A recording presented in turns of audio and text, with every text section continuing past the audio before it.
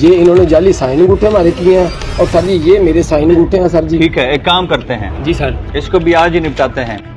ठीक, अगर ये साबित हो जाता है कि ये तफ्तीशी ने ये जलसाजी की है, उसके ऊपर भी पर्चा देना है, उसको गिरफ्तार करके आपने मुझे तस्वीर भिजवा देनी है।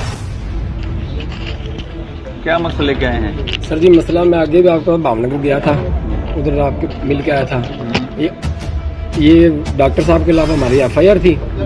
तो सर जी हमारा ये बात हुई थी कि डॉक्टर साहब को अदालत पेश किया जाएगा, वहाँ पे हम बयान दे देंगे, पर्चा खत्म हो जाएगा। हमारे जाली साइन अंगूठे करके सर जी हमारा पर्चा खारिज कर दिया गया।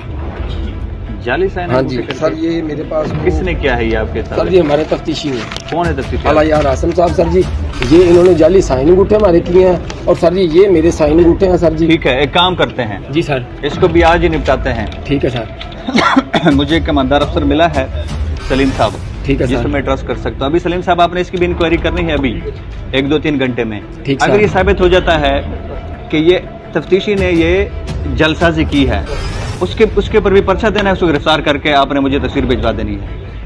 ठीक है सर। अगर सर ये मेरे साबित हो जाए मसला ही नहीं है, मेरे खिलाफ ये हमने नहीं करना बिस्तर के। ठीक है, ये अभी आज ही खत्म करेंगे मामला। ठीक हो गया।